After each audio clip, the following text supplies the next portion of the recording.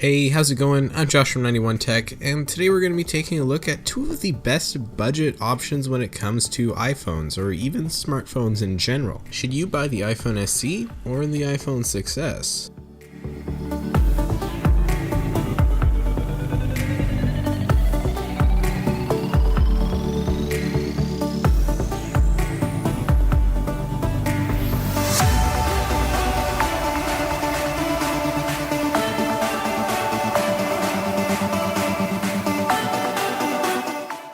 First of all, full disclosure, I own and use the iPhone 6s and honestly love it, but I can definitely see the benefits of the SE as well, and I will be doing a purely objective look at which is the better value. Also, about half of these shots are done with my iPhone 4s because I didn't actually have a better camera around to use. So some of this was filmed with my 6s in 4K, and the other half was filmed with my 4s at 1080p, and like not great 1080p either, so I'm really sorry about this, but I think it's actually kind of funny to see. Let me know if you can tell the difference, I'm curious. But anyway, without further ado, let's get right into this. The iPhone 6s and 6s Plus were released first in late 2015, while the iPhone SE was released in March of 2016. They both shipped with iOS 9 and share a lot of the same hardware, which we will get to. But first, let's talk about easily the most striking difference, which is the size. The iPhone 6s comes with a 4.7-inch screen, and the 6s Plus comes with a 5.5-inch screen, while the iPhone SE has a much smaller 4-inch screen. This right here is often the deciding factor for potential buyers of these phones. If you want a big screen, go for the 6s or 6s Plus, or even the 7 or the 8, and if you prefer smaller screens, the SE is easily the best phone you can buy, by far. Seriously, pretty much nobody makes actually decent small phones anymore, which is kind of a pity. I love the size of the SE and would much prefer it if it weren't for the fact that when it comes to general media consumption, it just feels too small. It fits in my hand perfectly, and this is coming from somebody with relatively small hands. You know, not Trump hands, but small all the same. The 6s I can usually use for the most part one-handed, but I often need to readjust my grip, and it's just not as comfortable as with the SE. Imagine if they made an iPhone X SE style. That would be absolutely amazing. But anyways, the screen is probably the biggest difference between these two phones, or three phones if you count the 6s and 6s Plus. And as I said, is probably the biggest reason to buy one phone over the other.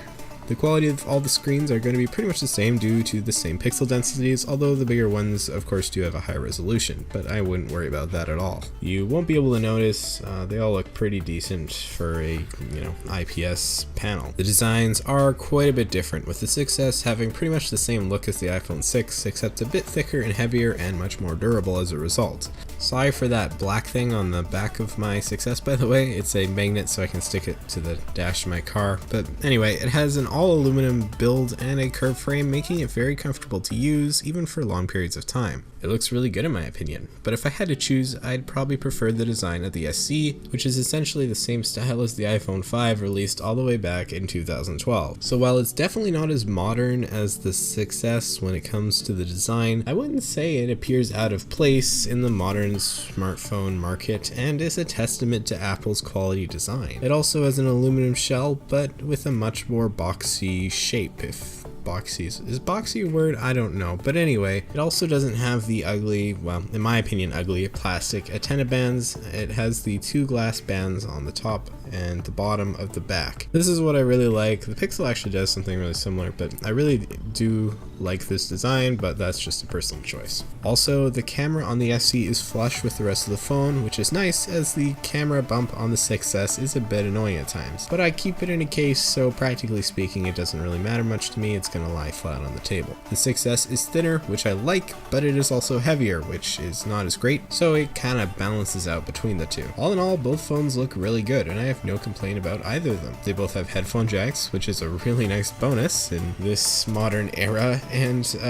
yeah, I mean, you can use any of those old headphones you have lying around instead of using a dongle all the time, and that's definitely a plus. They both have the same color options, being space gray, silver, gold, and rose gold. Not a whole lot to say there other than good variety. Both phones do have Touch ID, but the iPhone SE has the generation of Touch ID prior to the 6S, so it won't be quite as fast. Can't really notice until you use both side by side. The 6S is definitely faster. Speaking of fast, let's talk about the chipsets both of these phones contain. They carry the A9 processor from 2015 and 2 GB of RAM, making these, even today, some seriously fast phones. For real, they are actually still legitimate competitors even up against newer Android phones. Apple is so far ahead of the game when it comes to speed and optimization, it is insane. And while they'll both fall behind the iPhone 7 and beyond when it comes to iPhones, they're both solid choices for everyday tasks and can pretty much handle anything you throw at them. Gaming, for example, is absolutely fine. Any social media apps are going to be absolutely fine. And I think that's kind of a recurring theme in these phones. They're both really good still. iOS 11 runs fairly well on these devices, but I do think iOS 10 was definitely better performance-wise, so if you haven't updated yet, then you'll probably have a smoother experience. A big difference between the 6S and SE that I haven't talked about yet is 3D Touch, which is a very neat feature that still isn't that useful. Essentially, the screen knows when you apply more pressure to the screen in 6S, and this allows for more options and overall convenience. Not a deal breaker for the SE, but a point against it for sure. Again, it's not terribly useful, but I do utilize it quite a bit personally, and while I could live without it, it's nice to have. To force touch certain apps and stuff so you can go straight to little shortcuts on them is just handy. I don't know what else to say about it. But again, definitely not a deal breaker. Camera wise, these phones are both awesome, with 12 megapixels and the ability to shoot 4K at 30 frames per second. They're both pretty much the same thing in the camera department. The 6S Plus does have optical image stabilization in its camera, which is nice, but nothing groundbreaking. Battery wise, the 6S and SE will perform fairly similarly with no clear winner. Both should get you a day of moderate use without too much trouble, and this is where the 6S really pulls ahead with a much bigger battery, and as a result it's a lot better at holding a charge. For the average user though, the regular 4.7-inch iPhone 6S and the SE will both do you just fine. So when it comes to the big features and specs of these phones, those are really it. Neither of them have waterproofing, neither of them have wireless charging, none of them have fast charging, but these are features that were literally just introduced, except for the water resistance that was introduced with the iPhone 7, but wireless charging and the fast charging were just introduced with the iPhone 8 and iPhone 10, so can't really blame these phones. As you've likely gathered, they are very similar, and when it comes down to it, the primary factor in your decision again is going to be the size, or actually possibly the price. On Apple.com, the 6S goes for $450 unlocked with 32 gigabytes of storage, while the SE goes for $350 for 32 gigabytes of storage. Both are honestly great deals, and if you look around on eBay.com, you're bound to find a used one for pretty cheap. For example, I've seen SEs in the $200 range. The fact that Apple still makes these budget phones is honestly awesome, and I can't give them enough praise for that. For the average user, they go above and beyond what most need, and this makes them great choices for almost everybody. Price-wise, obviously the SE is the better deal, so at the end of the day, I'd probably recommend that one if you can find it on eBay for cheaper. If you're on a tight budget, this is one of the best, if not the best, smartphones you can buy. If you want the bigger screen, go for the 6S. It's also a pretty sweet deal. And I just gotta throw this in there.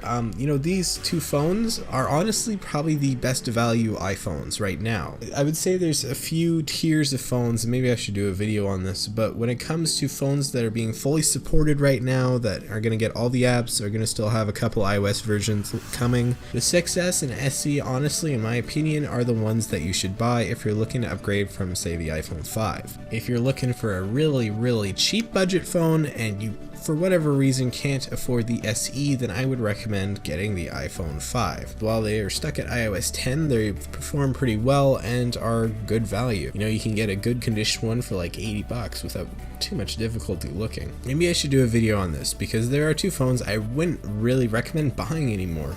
which kind of saddens me, but I think that's just the way it's going, and that's the iPhone 5S and the iPhone 6. I think at the moment these are probably the worst value iPhones you should get, and yeah, I'm gonna have to do a video on this at some point here because yeah, if I have already done it, it'll be in the description down below. I won't talk about the 6 as much, but when it comes to the 5S, don't buy the 5S, buy the SE. Much better value.